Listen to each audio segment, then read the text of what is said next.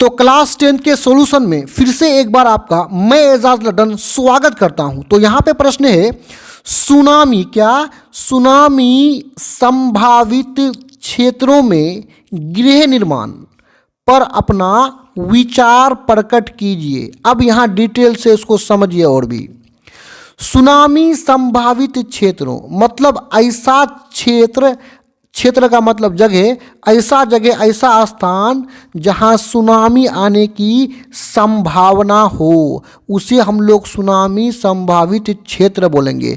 यानी ऐसे क्षेत्रों में सुनामी आने का संभावना होता है। तो ऐसे क्षेत्रों में गृह निर्माण, गृह का मतलब होता है घर, निर्माण का मतलब होता है बनाना।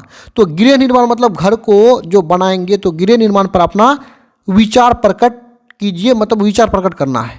सीधा समझिए, सुनामी संभावित क्षेत्रों में, जिस क्षेत्रों में सुनामी आने की संभावना है, वहां हम लोग गृह को, घर को किस प्रकार बनाएंगे, उसी के बारे में अपने विचार को प्रकट करना है।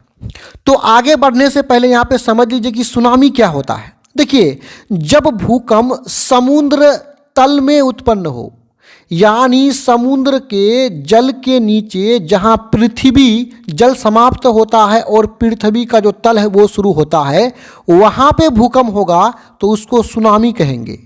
इससे होता क्या है कि समुद्र के जल के नीचे भूकंप होने पर समुद्र का पानी आसपास के इलाकों में तेजी से फैल जाता है, काफ़ी तेजी से, मतलब तेज धाराओं के साथ बह करके आसपास के इलाकों में फैल जाता है, जिससे काफ़ी तबाही होता है।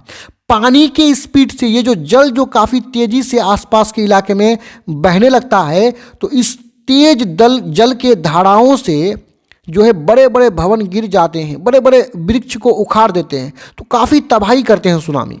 तो ऐसे क्षेत्रों में हम लोग गृह निर्माण, घर को कैसे बनाएं, आइए उत्तर में देख लेते हैं। तो यहाँ उत्तर में है सुनामी संभावित क्षेत्रों में गृह निर्माण निम्नलिखित प्रकार से होना चाहिए। आइए नीचे देख लेते हैं।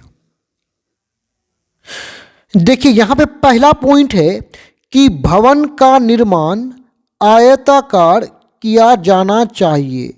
मतलब हम जो भवन का निर्माण करेंगे, हम जो घरों का निर्माण करेंगे, निर्माण का मतलब होता है बनाना, यानी हम भवनों को बनाएंगे, घरों को बनाएंगे, तो वो आयताकार होना चाहिए। कैसा होना चाहिए? आयताकार, इस प्रकार का होना चाहिए। यानी जब हम भवनों को आयताकार बनाते हैं तो भूकंप आने पर इन भवनों के गिरने की संभावना बहुत ही कम होती है।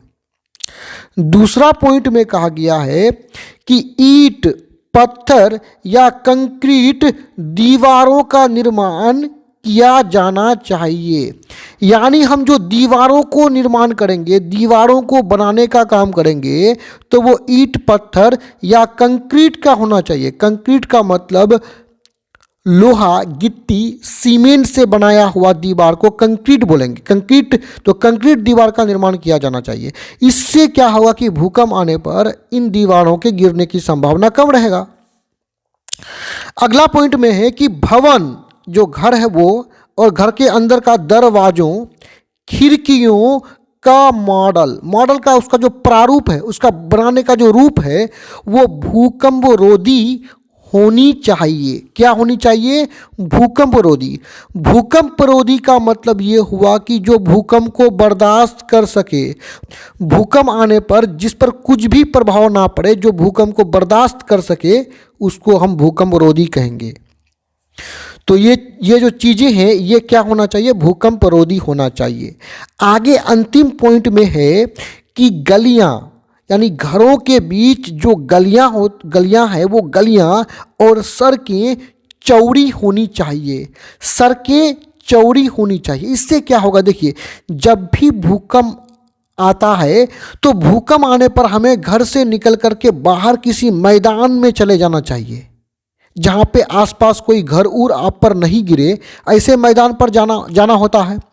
तो हम मैदान पर जल्द से जल्द तभी जा सकते हैं जब घरों के बीच का जो गलियां हैं वो और जो सड़कें हैं वो चौड़ी होगी। तो क्या होगा? हम तेज़ी से निकल करके मैदान में जा सकते हैं। इसलिए कहा गया है कि गलियां या सड़कें चौड़ी होना चाहिए।